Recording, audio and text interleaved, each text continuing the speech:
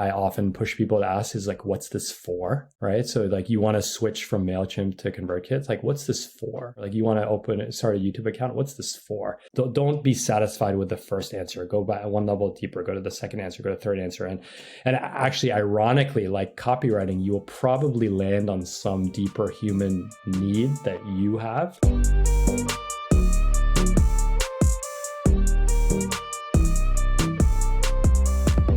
In this episode, I talked to Khe Hy about how he runs RadReads, his newsletter for over 25,000 people. It's an incredible newsletter. I love everything that he features, where he's talking about Notion, living a better life, organization, productivity, all this other stuff. And he takes it into some pretty deep conversations, which I love. All right, a few highlights that we dive into. One, $10,000 an hour work. Yeah, he's not joking. He actually means it. We dive into what exactly that looks like, what it means. We get into product launches. He shares the numbers from the launch that he's in the middle of right as we record the episode. There's a lot of great stuff. So I'm going to get out of the way and just let you dive in and listen to the episode with Khe. Hey, Khe, welcome to the show. Nathan, great to be here. Thank you for having me. So we were just joking before we talked. You and I have exchanged tons of emails, Twitter DMs, Twitter mentions, all of that. We have not actually ever talked until this moment. You have just converted from a Twitter avatar to a real Zoom human in the past 5 minutes. So yes, it's great to meet you. And that's why we love the internet. Yes. Well, it's fun I feel like I know your work really well. And now it's nice to put a full face to it. So I would love to dive in. Maybe if you could tell the listeners really quickly about RadReads, give the high level, like why someone might subscribe. And then from there, we'll start to dive into your backstory. Awesome.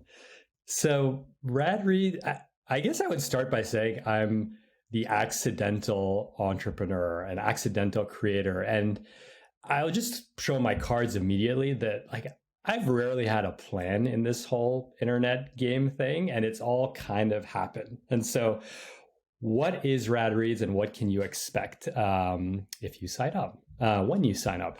RadReads is it's a newsletter and a blog that helps people live intentional and epic lives. And so what does that mean? The informal tagline is come for the productivity, stay for the existential. And so we will lure you in with text expanders, financial independence, retire early, Notion. And then it would be like, what's the deep underlying need that's really trying to satisfy? And so that is kind of the ethos, the vibe. It's playful. It's inspired by surf culture, hip hop culture. And I write a ton. And through the writing, quite new actually, almost approaching 2 years, I've started a course business related to that, but I've dabbled in so many other monetization harebrained schemes along the way. But mostly now, newsletter, blog leads to online courses. Yeah, that makes sense. We'll dive into newsletter monetization and so much other stuff. But you did not set out to be a writer. You didn't set out to run your own business or any of that. Let's take us back. What was your career before you dove into this crazy internet world that we're all in? It was, as Charles Dickens said, it was the best of times and it was the worst of times. So it's a little detail, important fact in the stories. I grew up as a child of first generation immigrants, and it was all about school, work, put your head down, don't take risk. And so I got on the first generation escalator. I went to Yale. I majored in computer science. I worked on Wall Street. I was a really good kid at like buying SAT books and all that stuff. And so I just put my head down and did the work and never really thought about anything else. Just get on the escalator and stay there. I did that. That brought me to Wall Street, 14 years on Wall Street, and had a really good career. And I had hopefully what's a third of a life crisis. I was 35 years old. I was probably a little bit, not exactly a third, but I was just I was doing great. I was doing great. I was in that world, a made man, in the sense that if I just didn't screw up, I would never have a financial worry for the rest of my life. Mm-hmm. But I was bored as heck. I was going to say, but then you had to go and screw it up. I know. And then I did screw it up. And boy, did I screw it up. I was bored as heck. And I love the internet. I had been making HTML pages when, on 28.8 modems.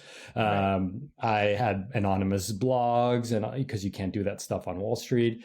And so I was like, there's this whole world out there, and I'm just going to be an expert in this thin sliver. I basically studied robot trading. So like actually all this Robinhood stuff is like the back end of what's happening right now is what I studied, like the rails of Wall Street. And so I was a little agitated. I was just like, what's the point? What's the point? I had some savings, about 18 months of savings, where I could just burn through them and try something new. It took a couple of years, but I just quit. I quit without a plan.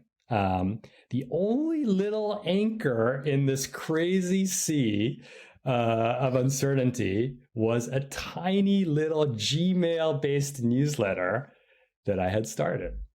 Yeah, so that was RadReads. That was RadReads. Yep. Did you call it? When did you start calling it RadReads?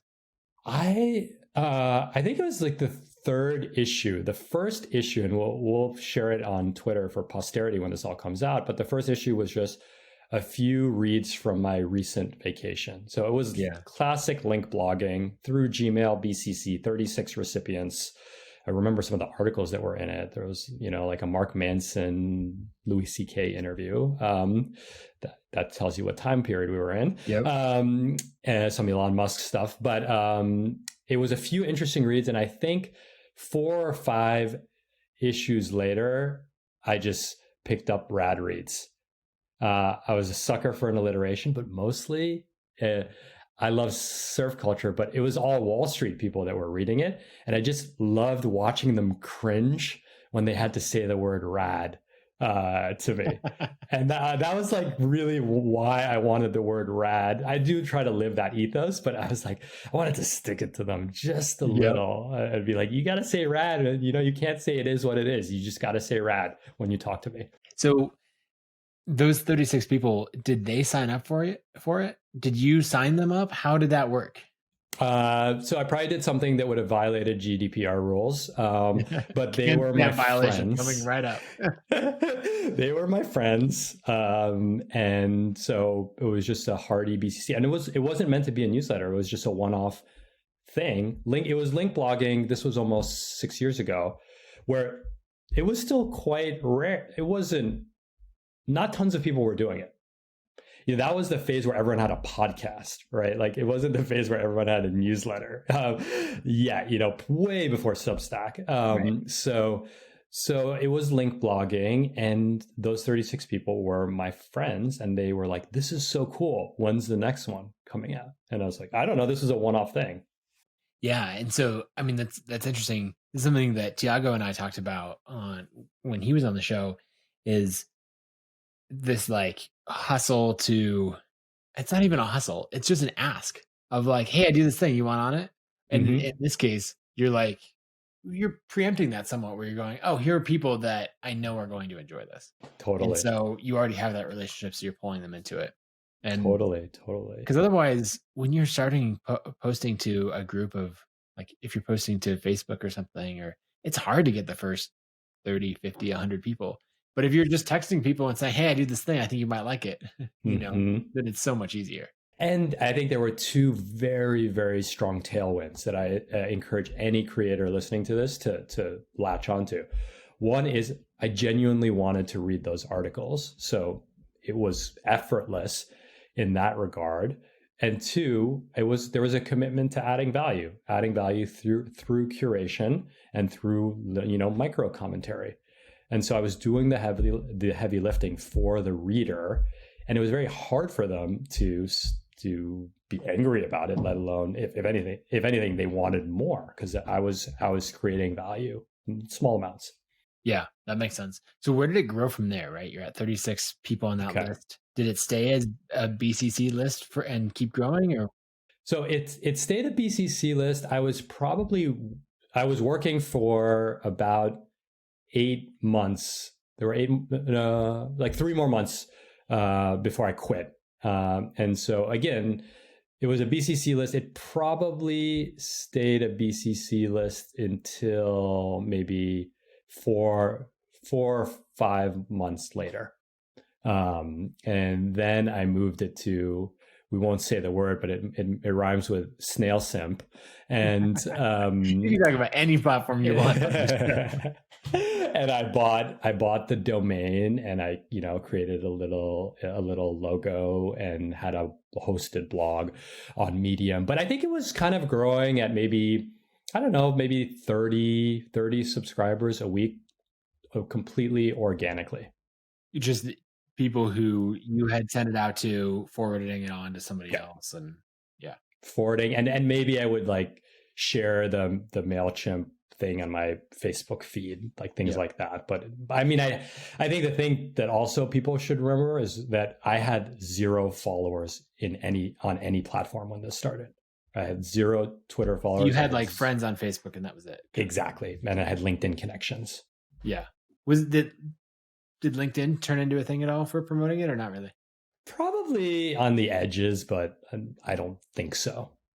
Yeah, I have a friend, Bob Glazer, who writes a newsletter called Friday Forward. And what's wild is that it's grown like crazy on LinkedIn. Yeah. And it's grown really well. I think he's over 80, 90,000 subscribers, and probably a third to half of it is from LinkedIn, which, he's very much in that business niche. He's writing about leadership and all of that. But I think it's just interesting. We come across newsletter creators who have grown an audience in so many different ways. And someone would be like, no, this is the way you have to do it. And you get someone else who's like, I didn't even know that was a thing. I did it on LinkedIn. I did it on this totally different thing. And so it just shows there's so many options. Well, we could talk. There's so many angles to talk about growth strategy, because I don't really have one, but it's what I have. I have some insights there. So plant that flag for whenever you think it's the right time to talk about it. Okay, so at this point, it's on MailChimp. It's growing, couple hundred subscribers, new subscribers a month. Yeah, getting into that territory. When you're still like on sabbatical, figuring out. So I quit, and I'm going through those 18 months of cash. I'm actually doing the family version of Eat, Pray, Love. So we're in Bali, we're in Kyoto, we're traveling the world.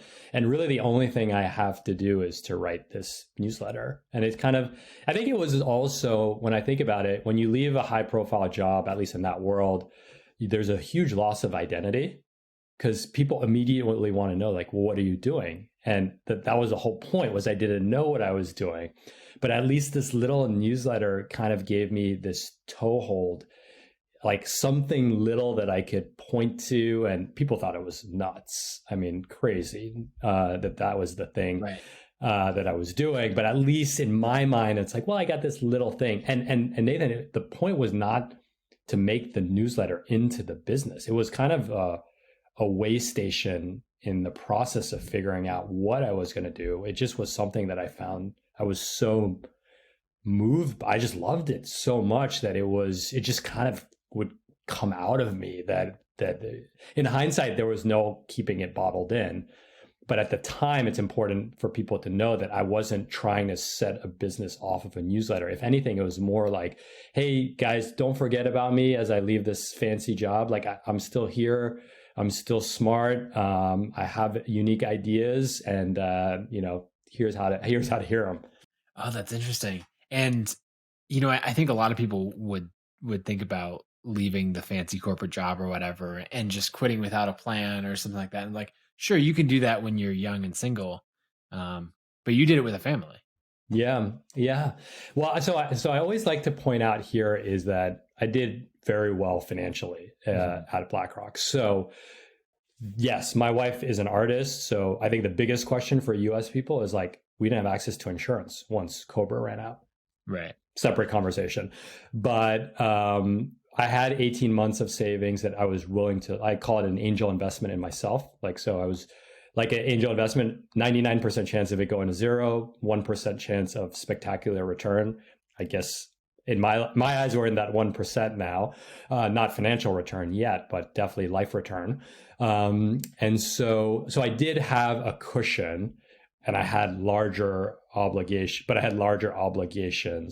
as well. I think it's really important for me to point out this cushion because I delayed trying to make money because of this cushion. So I said no to certain opportunities because I was like, I don't really want to do that, even though I could have gotten cash that moment.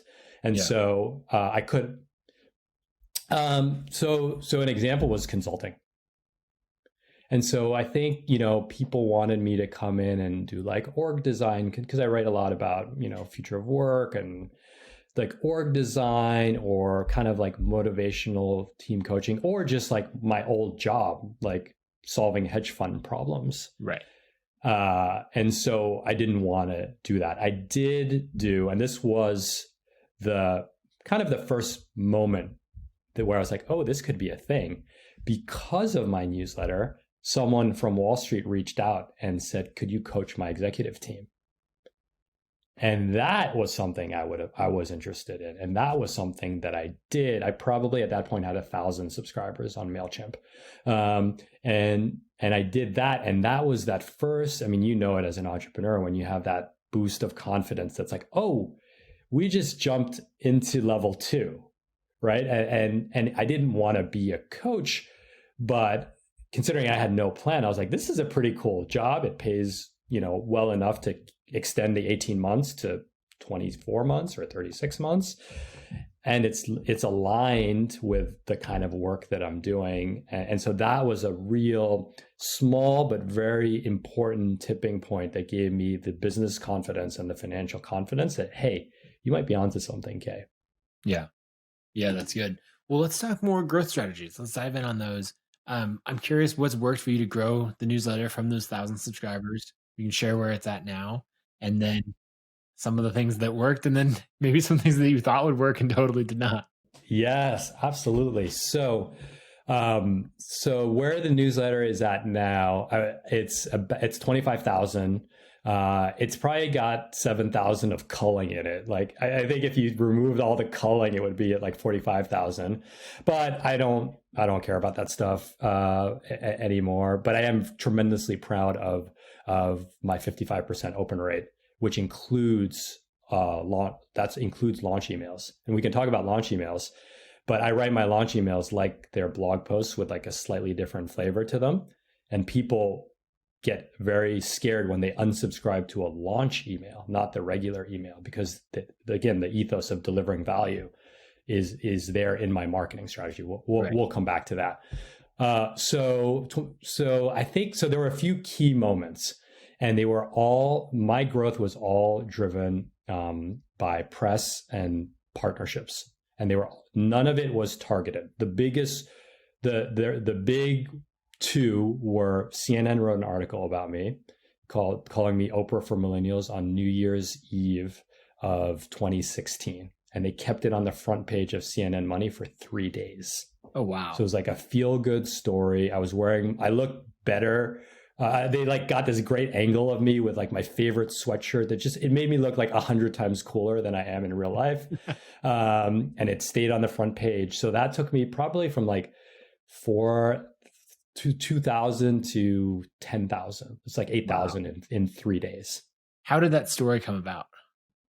So I've had 3 good press hits, that, Bloomberg, and Barron's.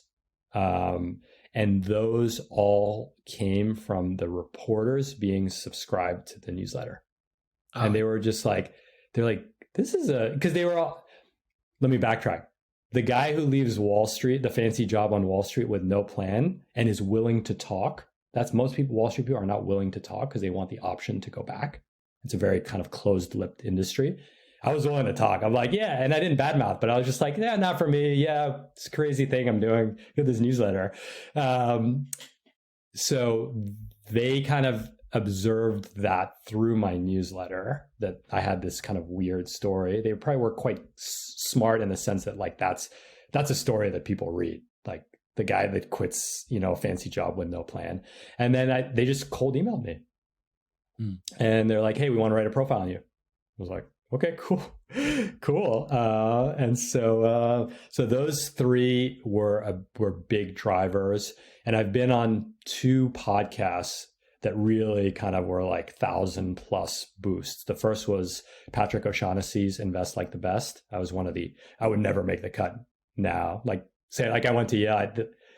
I feel like I have that with a bunch of people where I was friends with them, we're still friends and all of that. And now they're like a level of fame. And I'm like, hey, I was on the show. And I mean, now you have like, supermodels and athletes and CEOs of many billion-dollar companies. But I was on there. Totally. I would never, I mean, he like interviewed Chamath this week, right? But he did that. And then he tweeted out my subscriber. I think he had like 30,000. I think he's 150,000 now.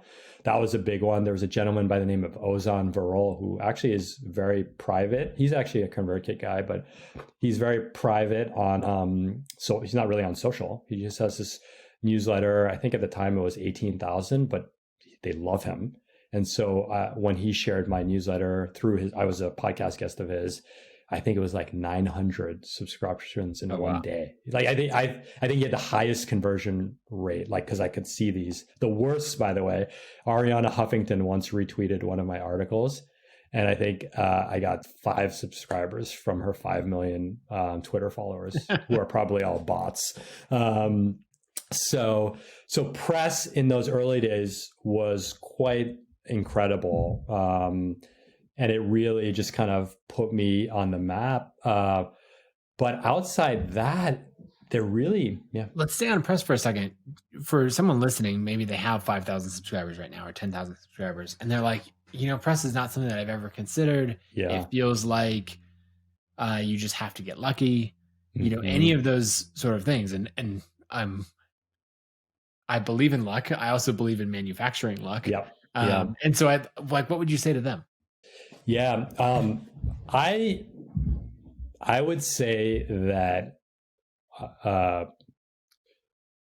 developing an intuition of who's writing about your space, and literally befriending them is so powerful.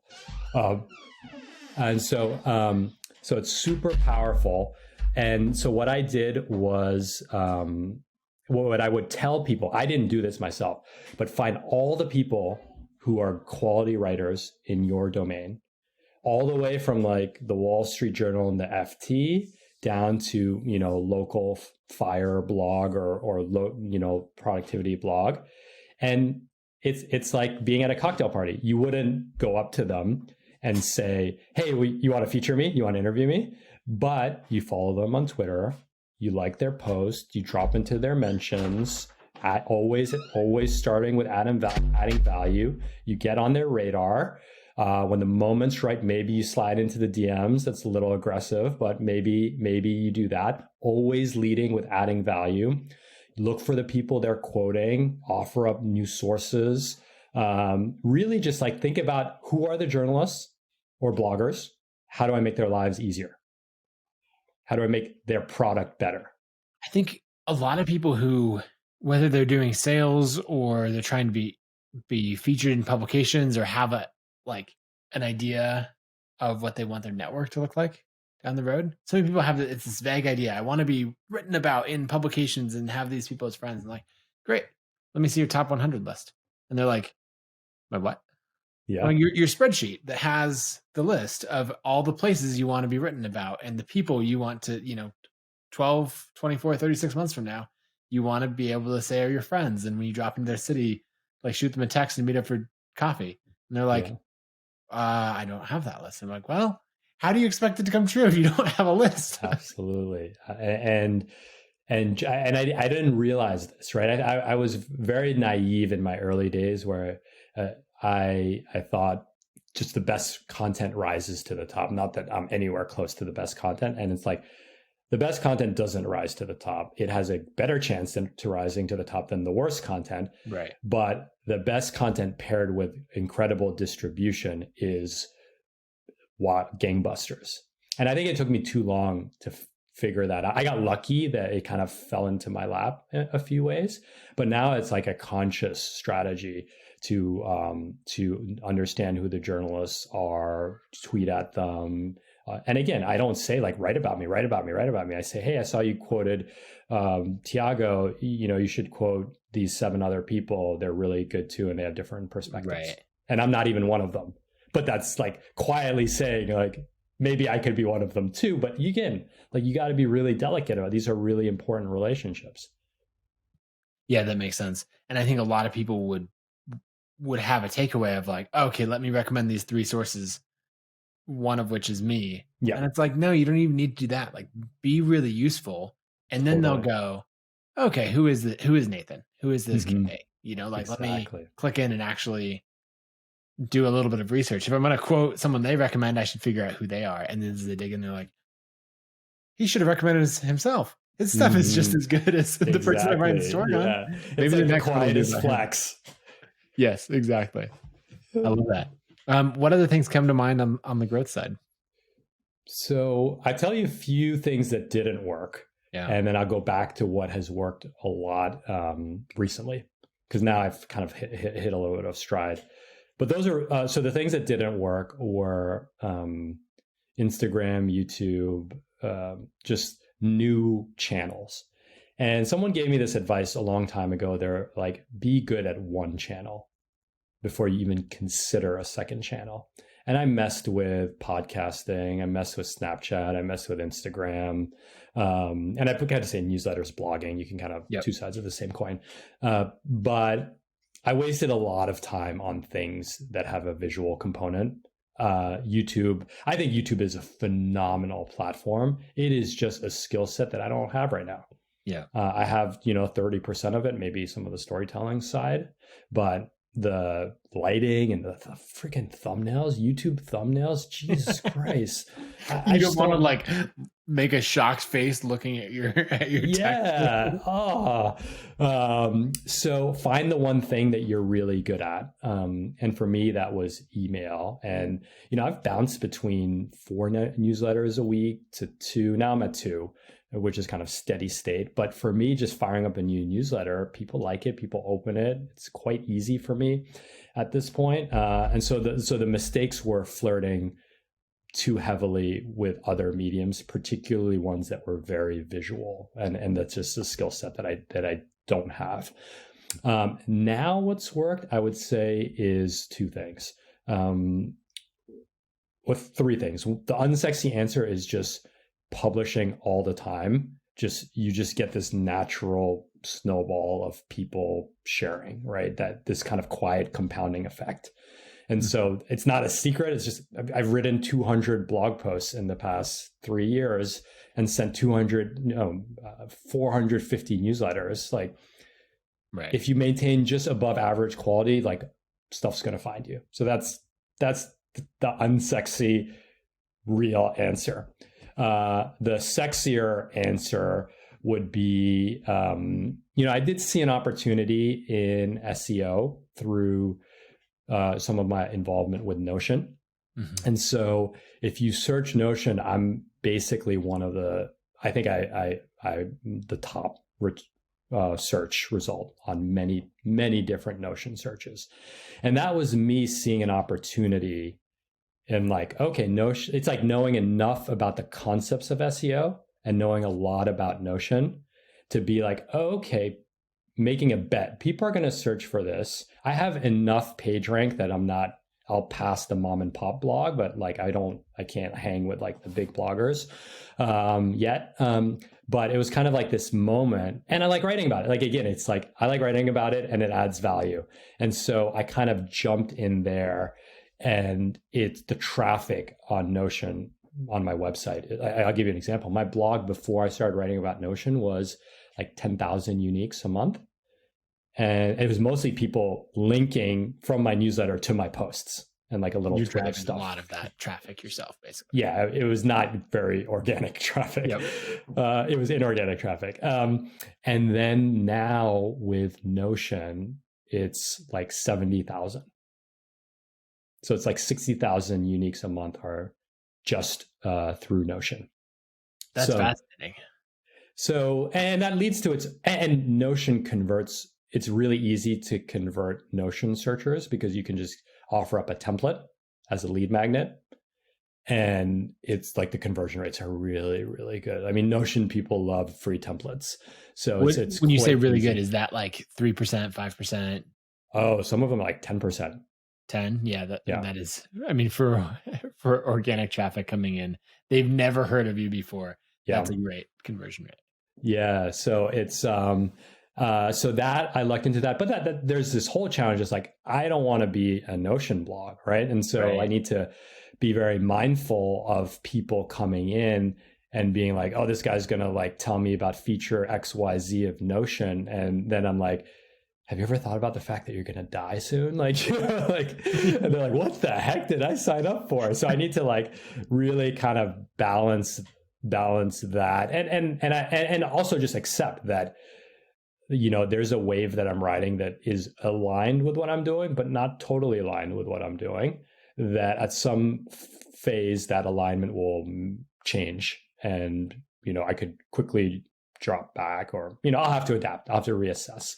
But that has worked really, really well for me. And then the last thing I'll add is that I love doing free events. So I'm really good at email, but I'm also good at just standing up a 15-minute presentation with a good Q&A, with a good follow-up email. And so those events, I recently switched to Podia just because it's got just this clean feel. I just love the design of it. It's just so clean and it's just on brand for me, and it's easy to fire up a quick thing. And so I try to do 1 or 2 free events a month that are very low prep for me. I spend an hour creating the slide deck, 15 minutes doing the back end of, you know, getting people in and out and that's been a really, really good way. Again, creating value in a way that is, you know, very natural to me, and that doesn't take a lot of work.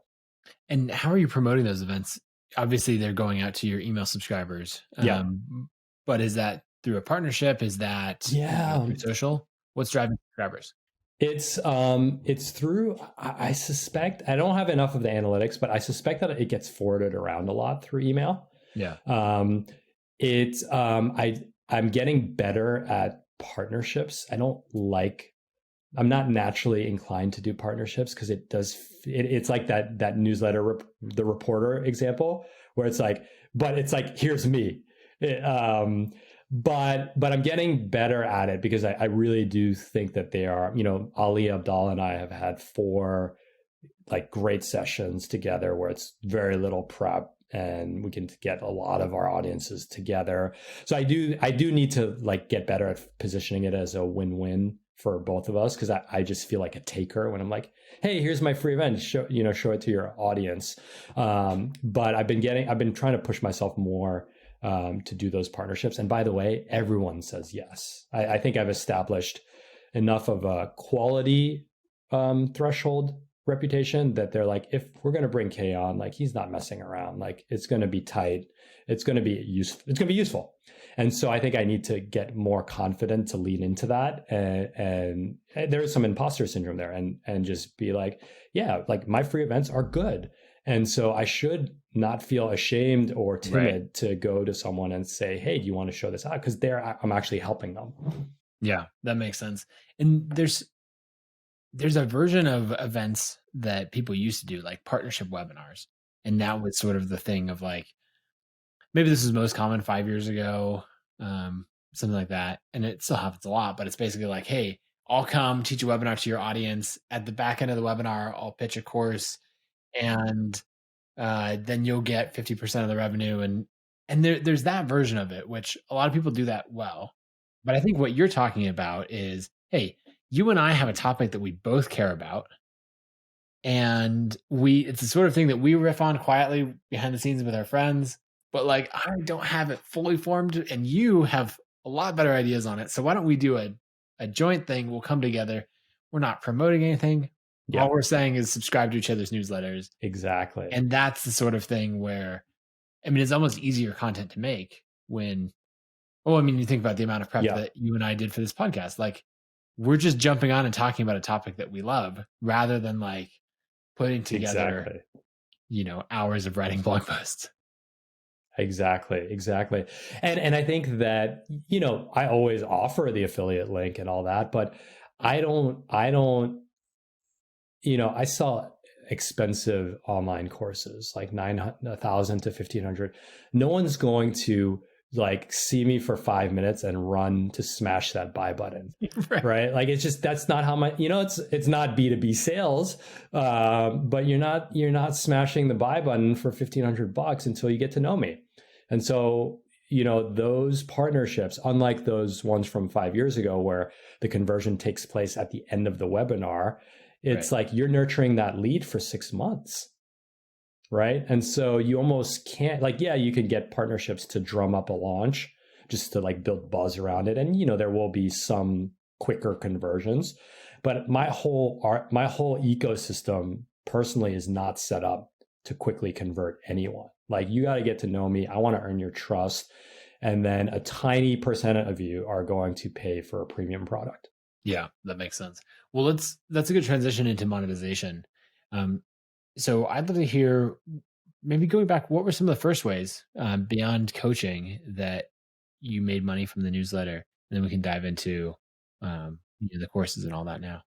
So it was always a bit of a mishmash. So coaching was always an anchor tenant, and I kind of dialed that up and down and different flavors of it throughout the 6-year period until January, where I actually shut down my coaching practice.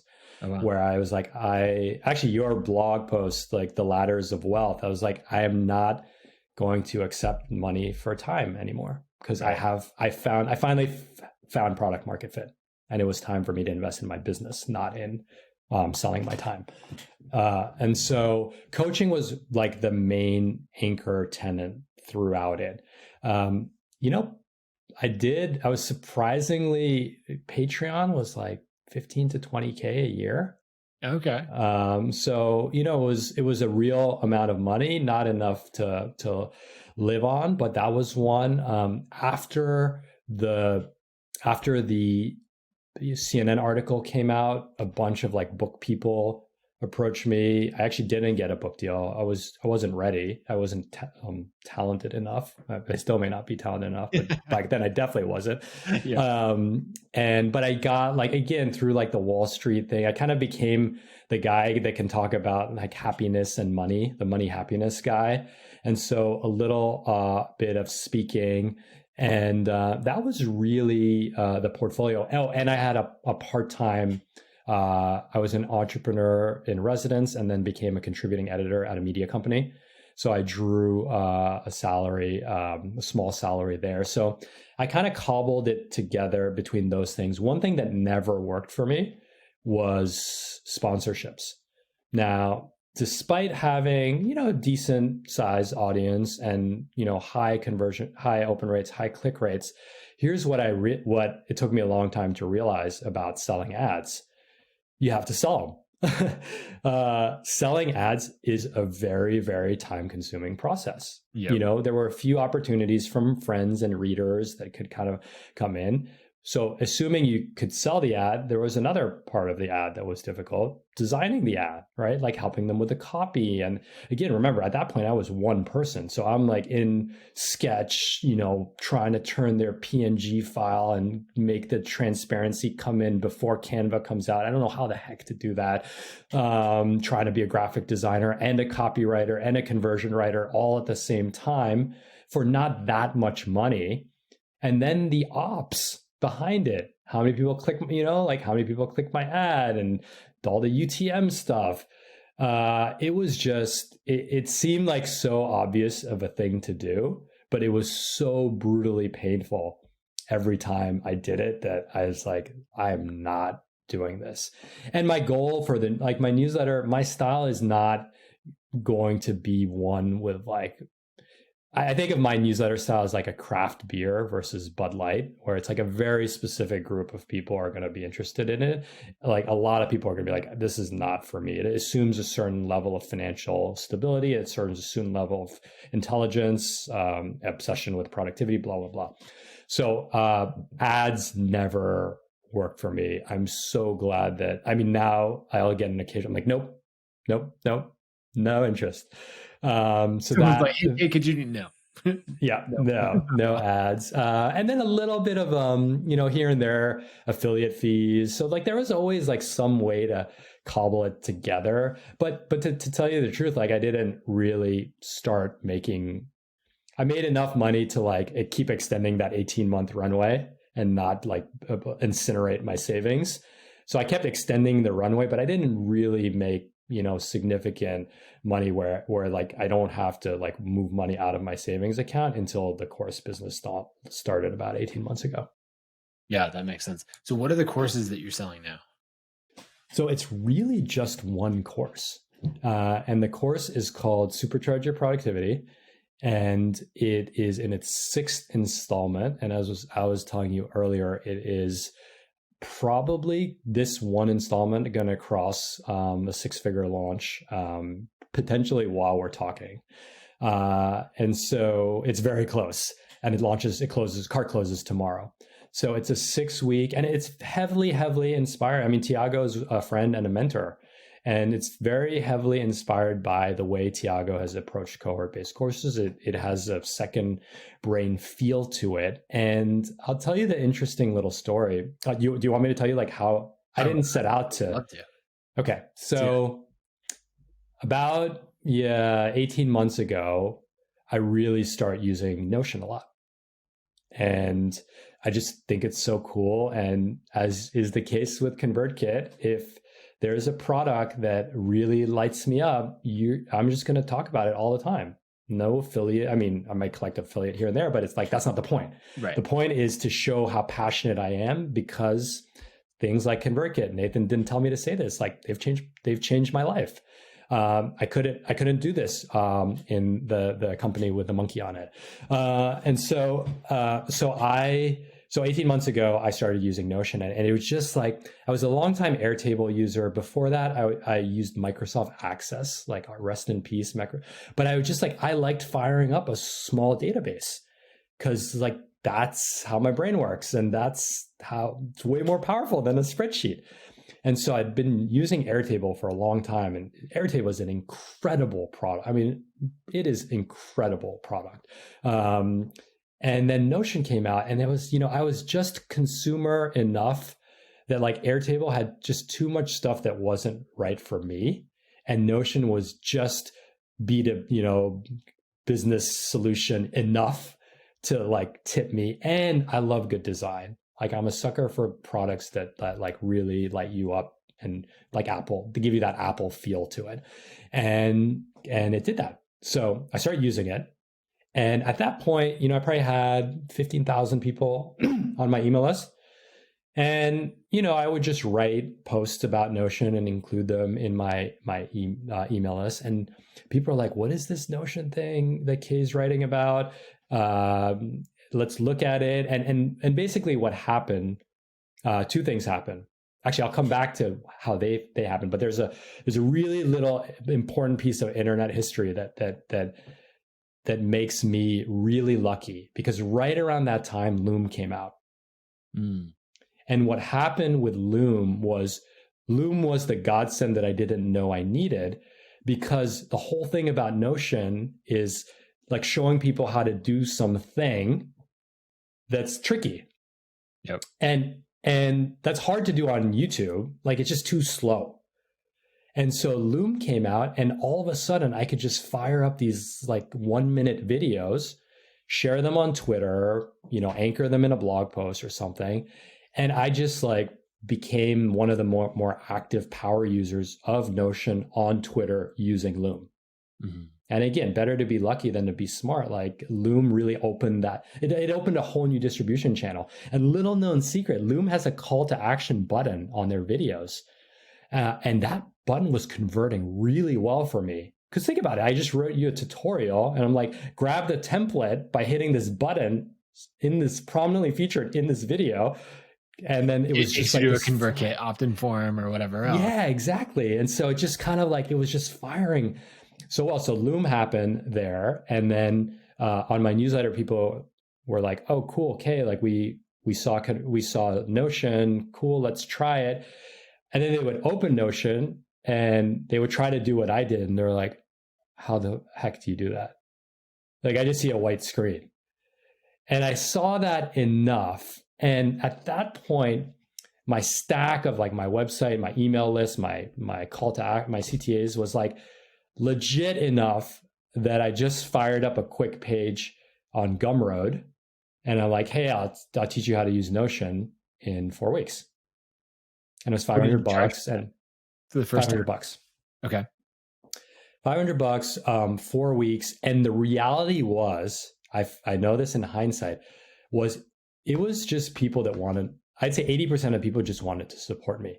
Because for 4.5 years, I had been writing them great emails and had never really asked for anything other than Patreon page here and there. And they were just like, we just want to support you. And this thing looks cool. But I think it was like 80% support, 20% thing looks cool.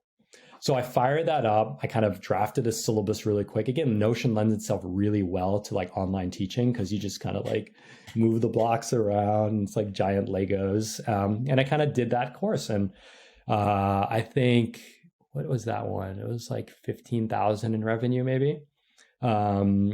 Something like that, 15 to 20. And so I did that course and people really liked it. And I liked it.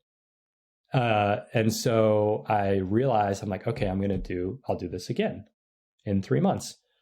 And so I did it again. I made it a little better, but basically the same thing. So here's the important thing. Those first two, like I wasn't selling them. I was just kind of like, here's a link in my newsletter.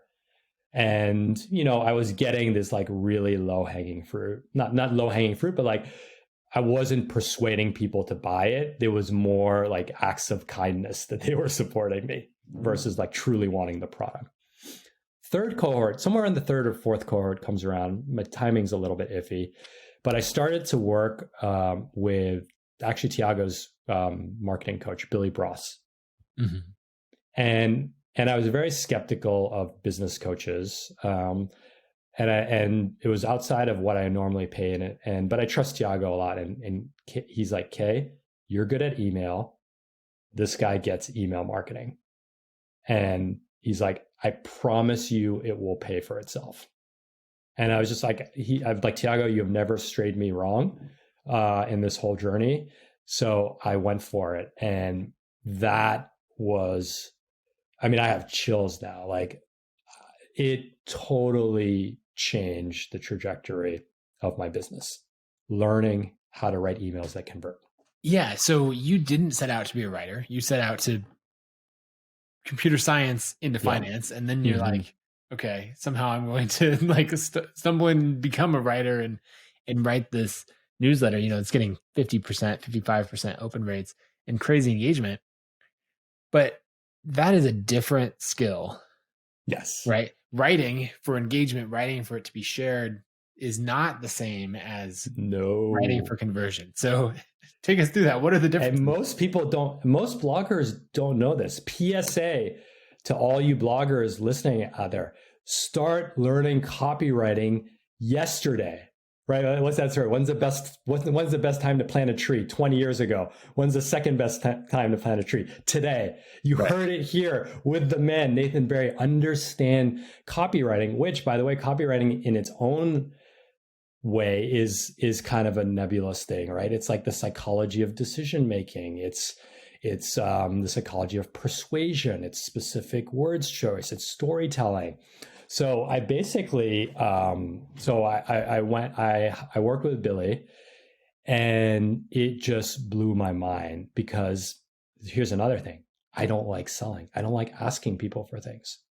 I have imposter syndrome around that. And mostly like, it's much easier to be like, here's my gift of value. Go enjoy it in nature and smile. And I'm glad you're happy because I'm happy you're happy. It's a different thing to be like, there's this thing that's really expensive and I would like for you to buy it. Right. It just takes a mindset shift, especially now I was moving out of like the little group of doing Khe a favor people to like strangers. right? And they were nurtured like strangers through, different onboarding sequences and things like that, but they were strangers. So, man, I mean, we could talk for hours about this, but I'll say here's like the really important thing that I learned. And this is where people really struggle is I'm a left brain person. Most of my audience is left brain. And so we think, but we're wrong, but we think that facts and logic make us make decisions. We are wrong. We are wrong as buyers and we are wrong as sellers. Emotions make us buy things. And so I think that was the first thing to just recognize that, like, I was the guy that was listing off all of the features, right? So the first shift is go from features-oriented marketing to benefit-oriented marketing. So in that, you're going to, instead of saying, if you buy this course, you're going to get 4 hours of video and 12 templates and 11 calls and, that kind of thing. And so what are the benefits that you're talking about instead? So, what are the benefits that the people in my course want? They want to decrease their anxiety. They want to live life on their own terms. They want more free time. They want the confidence to take risk. They want more power. They want more money. They want more sex. They don't know it in those words. And so I think the first shift was just knowing that that's what they're buying, not like, you will learn how self-referential database templates work and why that's so cool. And it sounds crazy when you think about, like, they're like, hey, you teach a course on Notion.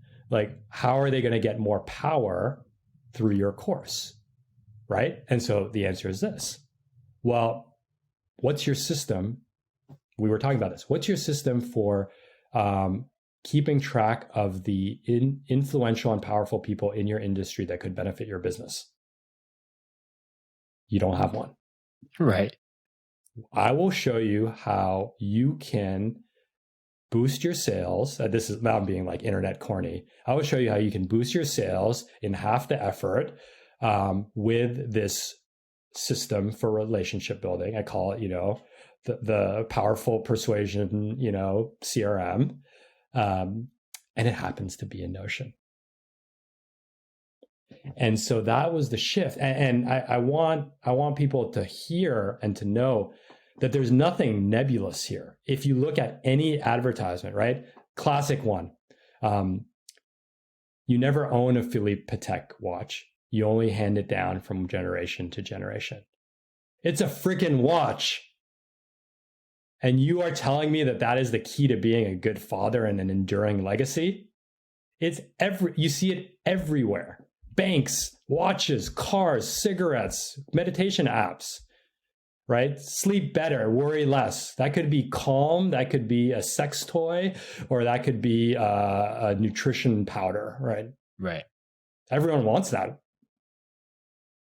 And so that was the first shift, is just accepting that. Knowing that it exists. There are a lot of smart left brain people. Left brain people, they have a blind spot because they don't think that works. Because they're like, it wouldn't work for me. And they're wrong, because it does work on them. And then so they just have this massive blind spot. So that was like the first shift, is just knowing that it exists. Now I see it everywhere, right? Like it's like the rule of thirds. You can't unsee outcome-driven marketing, right? And so that was the first shift. And it sounds so simple, but if you've never seen it, it's kind of revolutionary. And then you need to practice, right? Like it's just a different style of writing, and there you need to have a real, the same way. It's a lot of the skills that writers use, right? Writers observe, but we tend to observe stories to prove points and to evoke a series of emotions, or not decisions, right? And so it's the same thing. Like, now that I see outcome-oriented marketing, I can't look at the billboard the same way. I can't look at an HSBC ad, be free. I'm like, you're a freaking bank. Like, So that it involves seeing that and then identifying it with your audience, right? Like my audience does want more power, but if you said this course will get you more power, they're going to be like, yo, stay away, Robert Greene. But if you do say, you can walk into a room and everyone will know you, they want that.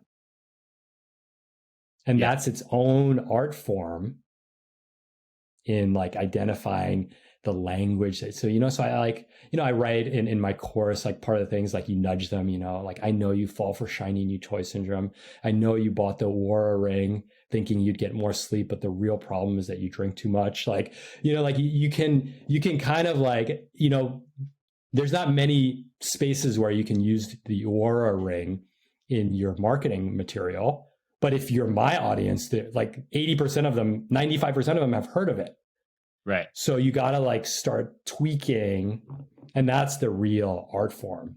And I'll pause there. There's a third part, but I said a lot. So I want you I want to see if you want to double down. The example that came to mind for me, and this is, my own uses of Notion, is like, you could pitch it in one way of use Notion to organize your stories and writing research.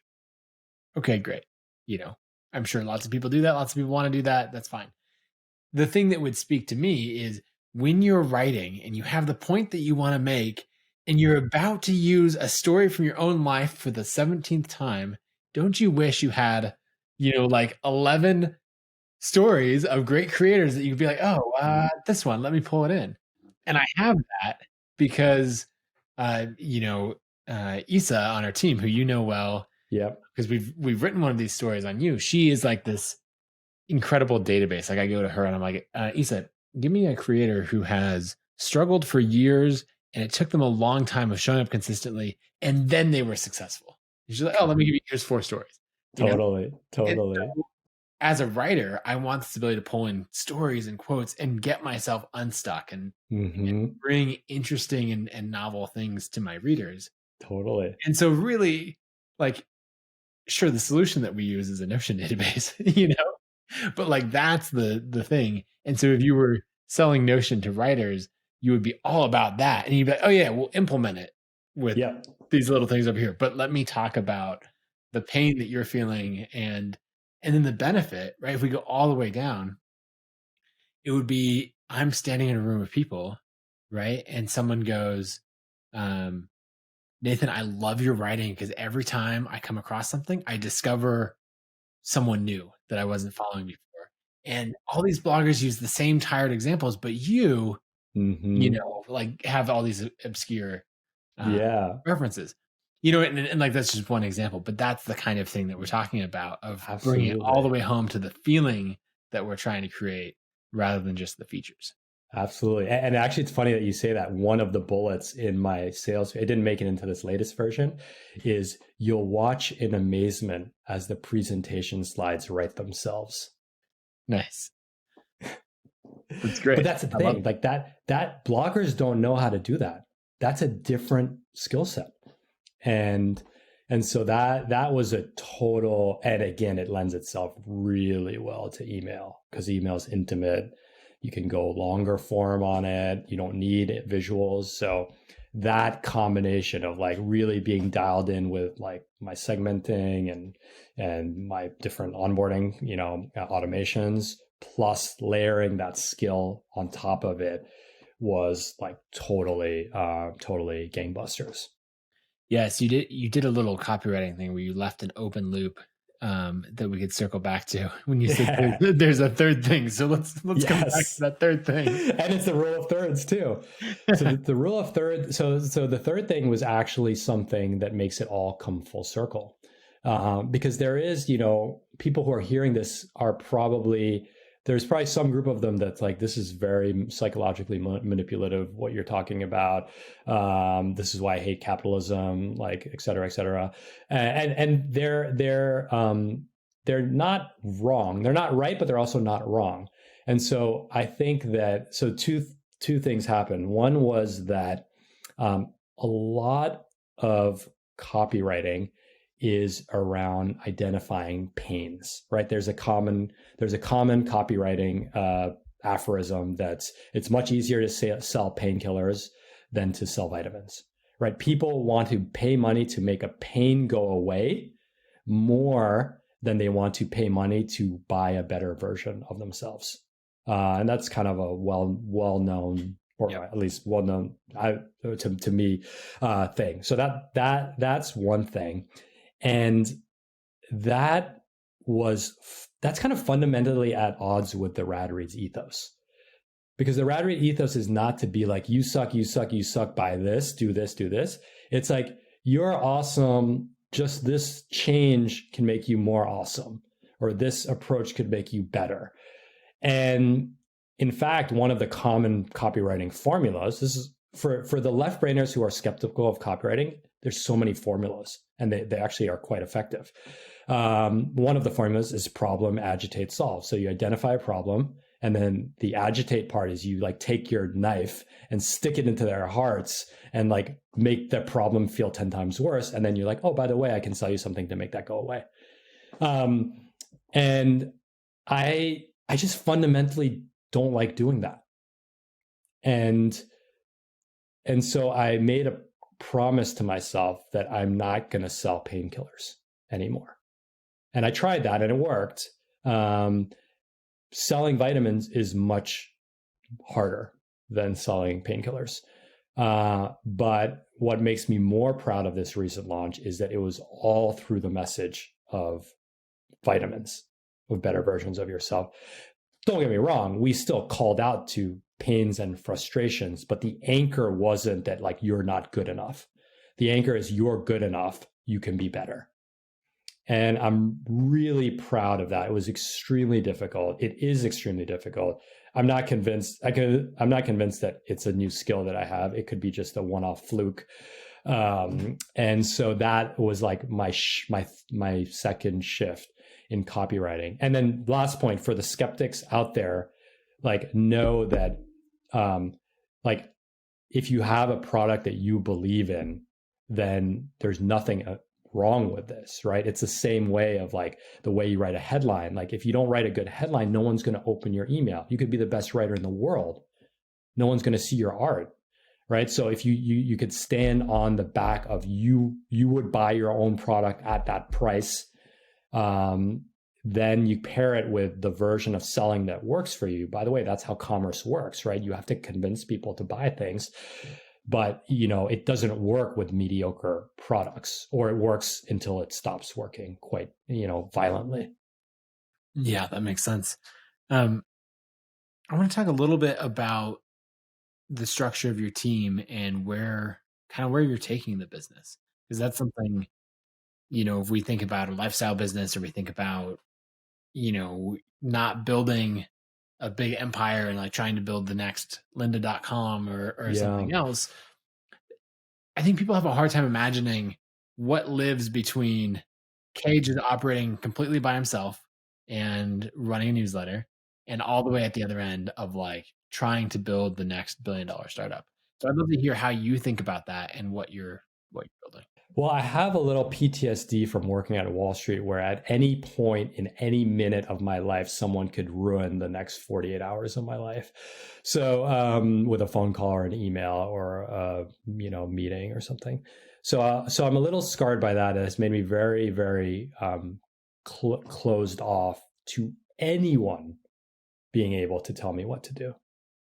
Right. So I've really been very closed off in that regards. And again, I think I'm dealing with a lot of just the pain of like for 15 years being like, is this weekend mine or not? But there's a few things that I've realized along the way is that's what I just said is based on the premise that if you add partners, your life immediately becomes more complicated. Right. Sometimes you can add partners and your life can become less complicated. Right. That's got to be a possibility at least. And so I've been very closed off to that idea. But there's a few ways that I think about it. One is that there are very important priorities for me, which is how I want to show up as a dad, like being around the kids, picking them up, seeing their events, helping with the homeschooling, like that is my, number one priority. I have to make money, but like that is a non-negotiable. Like if someone's like, you can make 20 times as much money, but you have to be gone 1 week a month, no thanks. So being around my kids and my wife is super important.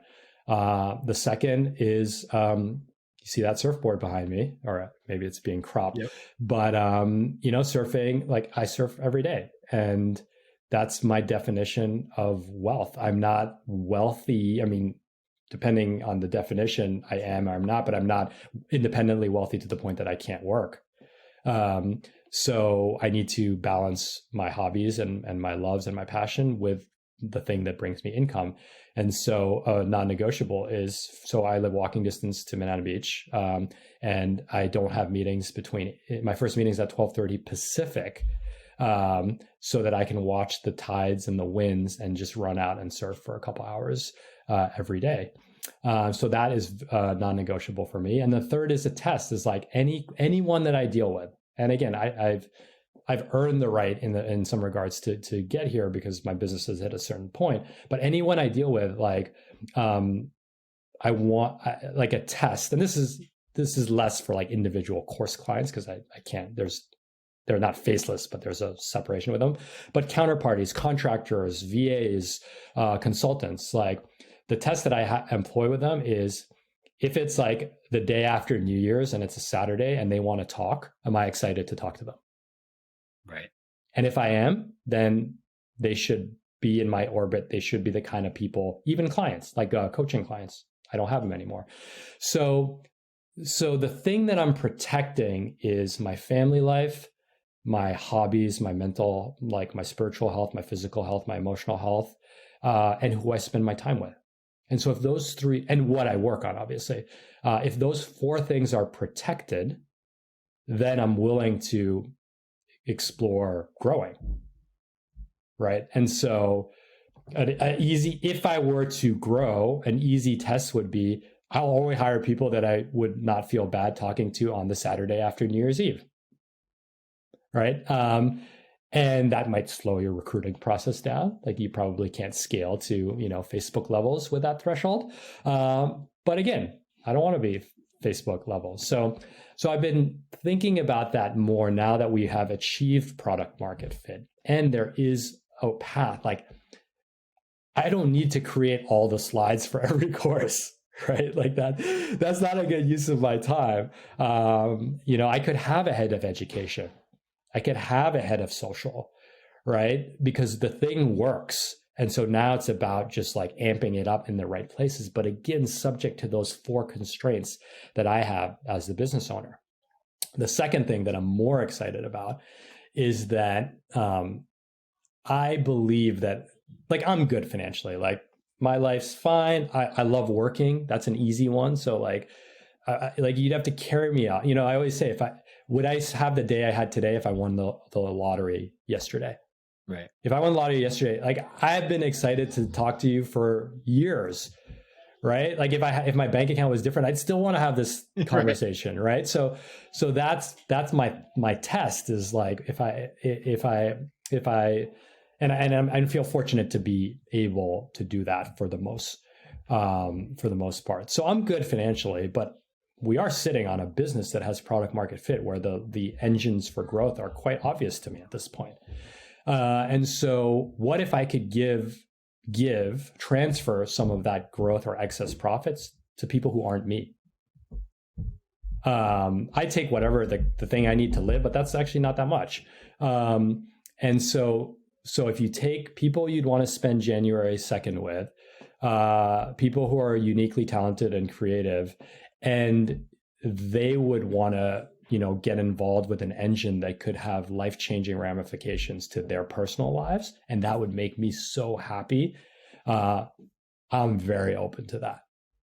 And I'm lucky to sit in a community where those people are all around me, right? With contractors, interns, like all of that. Most of our team, and I think you wanted to hear about the team more than the like 10,000 foot psychology philosophy I when think you the ask the psychology is question. probably even more fun, but You know, like if you look at our team now, I have a virtual assistant part-time.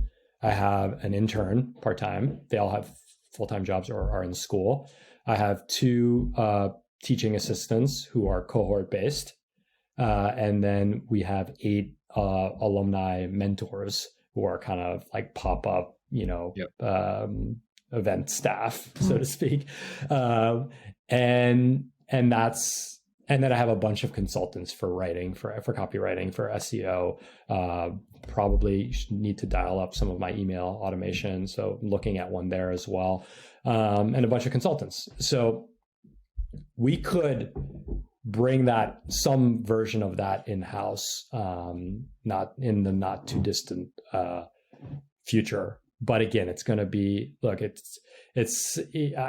I told you about the spikes in my newsletter subscribers. It was, 4 over 6 years, right? That's 1 per year. So, where are the other spikes? It's just from like just showing up and just chipping away at it. And so that's always going to be the philosophy. It's like, I always, to use a baseball analogy, it's like, I'm like trying to get the walk. If I can't get the walk, I'll go for the hit by the pitch.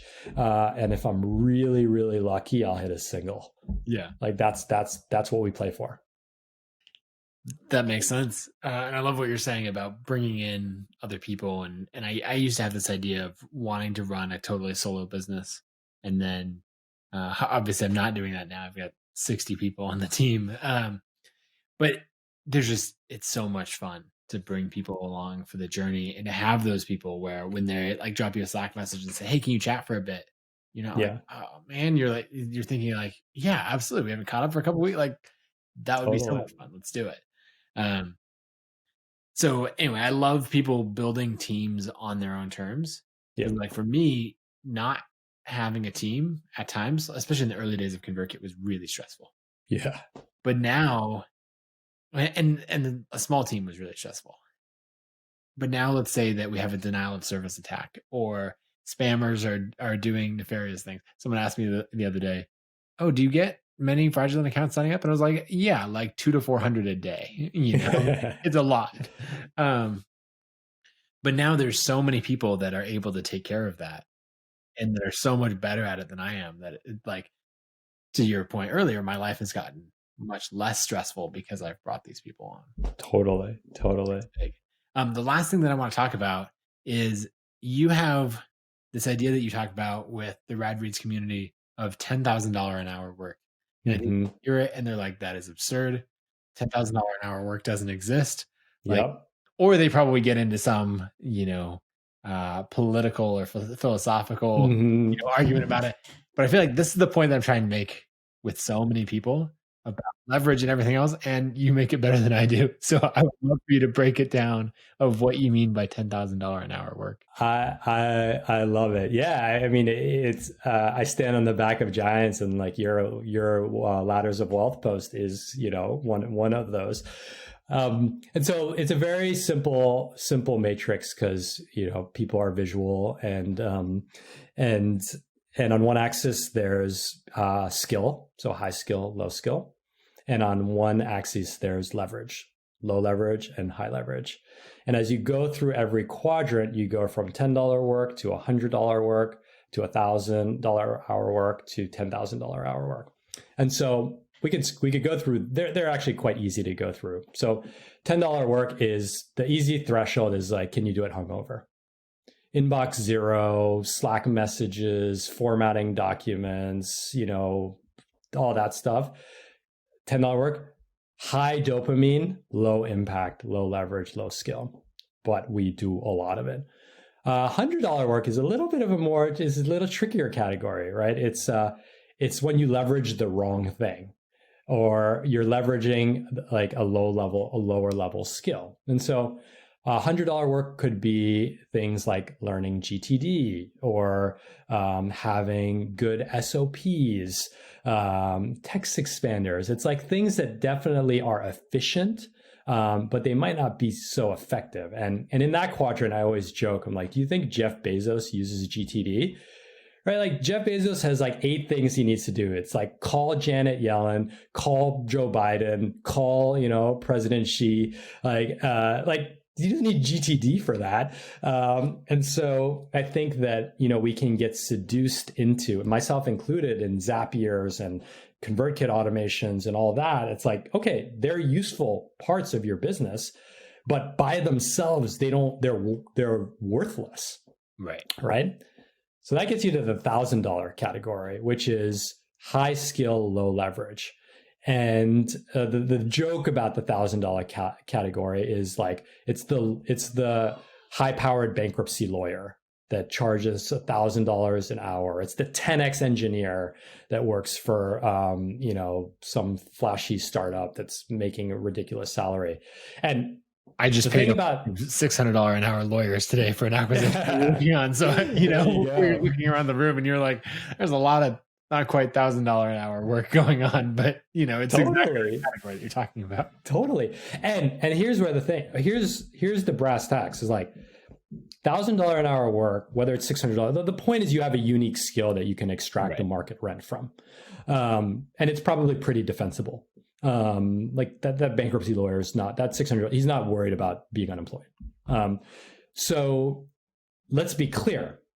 It's an incredible life, right? You are capturing the profits of your hard-earned work and expertise, right?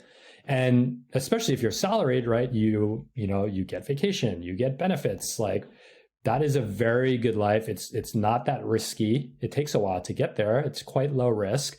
And most people, that's all they want, right? They want that comfort.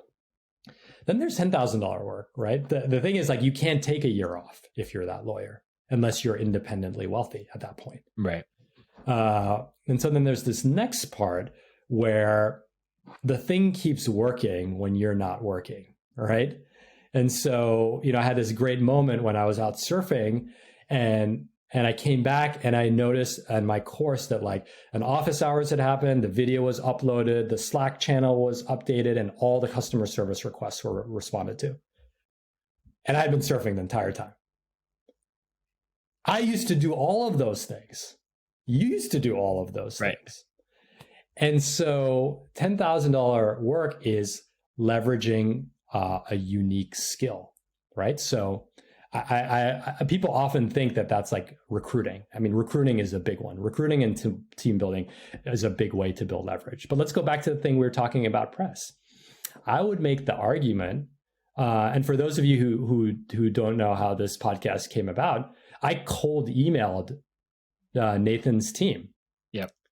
That's a $10,000 email, right? Because of your platform, who's going to see this? It might actually physically generate me $10,000, but it's going to have a very amplifying effect on my business. So a 15-second email is a $10,000 task. Mm-hmm. All that stuff we were saying about journalists, right? For that type of person, it's a $10,000 task. And so $10,000 work has this built-in leverage. It's usually one to many, right? So, you can write on Khe Hy's blog, or you can write for the Washington Post, right? An op-ed for the Washington Post. So it's always got that element of one to many. There's a big element of recruiting. There's an element of brand. There's an element of customer obsession. And then there's this kind of like squishy kind of hard to measure magic to it, where it's just like, someone looks at you, Nathan, and they're like, it's like, he's just doing what he should be doing. Right. And you just get that feeling. And when you see people like that, they exert a gravitational pull towards them. People want to be around them. People want to support their products. People want to talk about them. People want to link to their blog posts. So there is this kind of like, I think there's a very formulaic way. It's like, okay, I'm going to like email 10 journalists and do this and do this and do this. But it's like, can you also, I always say, you never want to compete with someone who's having fun and who genuinely cares. right? Yes. That's 10. If that's my competitor, I'm screwed. Because that's a competitor that's on January 2nd with a hangover. It's just like, I can't stop thinking about this essay because it's just coming out of me. I might just have to sit down and write it right now. Yeah. Oh, there's so much in that I love.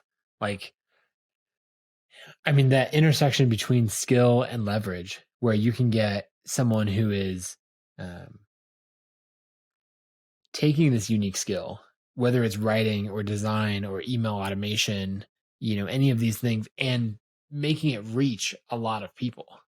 Uh, I mean, so much of our $10,000 an hour work is going to be around audiences, just because of the world that you and I both live in.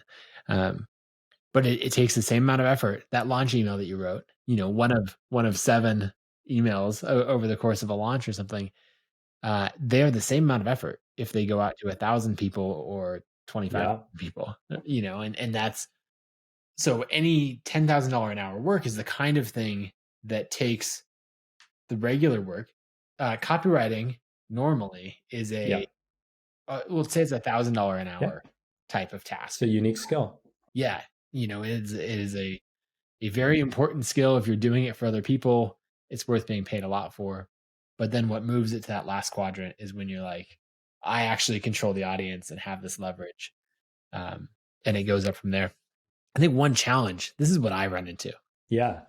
Is, Shoot some holes in this. What's that? Poke some holes in this. Well, no, not a challenge with that. I think it's a challenge of living it out. Is that the tendency is when you find $10,000 an hour work, there's not an unlimited amount available to you. You can't just keep putting in more time and have it all be $10,000 an hour work. Yeah. You have to build more leverage. The more leverage you've built, the more opportunity there is for this high value work. So the tendency is you have these big wins, this $10,000 an hour work, and then you fill it in with $100 an hour work, or often like $10 an hour work if we're honest, And so it's like a good point that you've made of a lot of those times that you've said like, great, I did my $10,000 an hour work. I'm going to go surfing now. Whereas the trap that I fall into is great. Let me grind it out with a whole bunch of more work that later I'll realize like, okay, that was $10 an hour work. Totally. Well, then your constraint is to just move closer to the beach, right? There you go. I think too that one of the everyone has a portfolio of these things, right? If you only do $10,000 work, you're kind of a dreamer that doesn't know how to execute. Right. And if you only do $10 work, you're the world's best execution machine with no ideas. Mm-hmm. And so I think everyone, right? I mean, people always say, they're like, I'm 25 years old. Like, what can I do that's $10,000 work?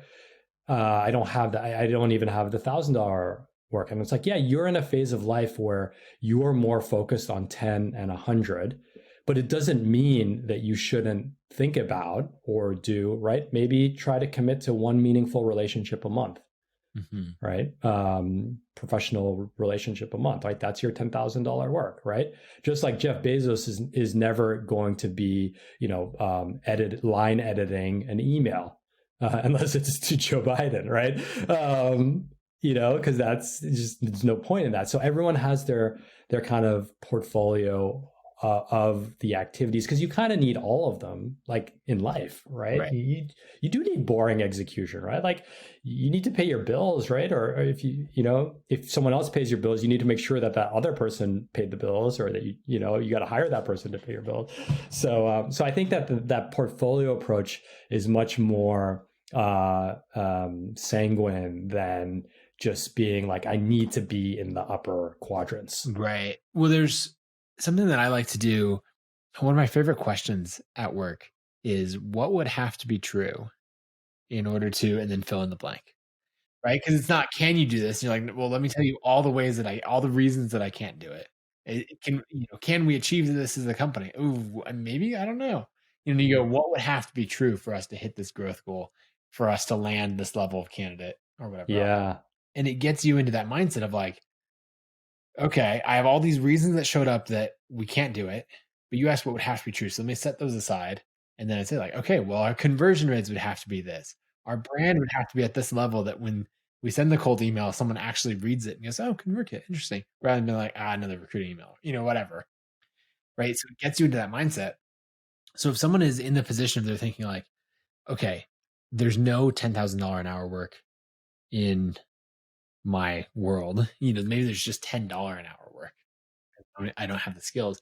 Then you can ask, what would have to be true for this to move from $10 an hour work to $1,000 an hour work? And you're like, okay, well, I would have to be an expert in this field rather than an expert designer rather than a designer. And you can start to map that out. And then you go, okay, what would have to be true for this activity that I'm doing to be $10,000 an hour work? Well, maybe my newsletter would need to go out to 10,000 people instead of 100 people. Maybe, any of these other things. Maybe when I design my launch, it has to be in a system that I can use again and again instead of a one-time task. Asking that question of what would have to be true will start to get you thinking long-term. I love that. Yeah, I made a note of that. You might see an email about that. That sounds good. Well, we've talked for a long time. We could keep talking forever. I think we'll just have to do another round. I'm always down to do another round. That'll be good. Well, where should people go to sign up for RadReads and follow your stuff? And then we'll get into closing thoughts and all that. Awesome. Yeah. Well, thank you again. Like I said, you've been a big inspiration in, how to build, how to show up, how to manage, and how to lead. So I'm just grateful to be here and for building a kick-ass product that has really been transformational for my business. So people can go to radreads.co, no com, just co. Sign up for the newsletter. You'll see, copywriting and Notion, but also just a very, very passionate, personal commitment to you kind of learning more about yourself, learning how to live an intentional and epic life. And the rest will take care of itself from there. I'm most active on Twitter, no YouTube, no Instagram. As you're just thinking about bringing some of this RadReads ethos to the team, or to everyone listening, I'd love to hear if you have something that you want to leave listeners with. I would leave, God, that's so many good ones. I would leave with a quote actually from Tony Robbins is the quality of your life is measured by the quality of your questions. And so as you're reframing what would have to be true, I think another one that I often push people to ask is like, what's this for? Right? So like you want to switch from MailChimp to ConvertKit. It's like, what's this for? Or like you want to start a YouTube account. What's this for? And then really pull. And it's like, don't be satisfied with the first answer. Go back one level deeper, go to the second answer, go to the third answer. And actually, ironically, like copywriting, you will probably land on some deeper human need that you have. And once you get into that need, then you can really kind of go back up and be like, oh, is the Oura ring going to actually solve this deeper need? It might be a tool to help you get there. But to really understand that, like, what's driving it is a real gift that you can give to yourself. I love it. All right. Well, everyone go sign up for RadReads. Okay. Thanks for hanging out, and we'll chat again soon. My pleasure, Nathan. Thank you.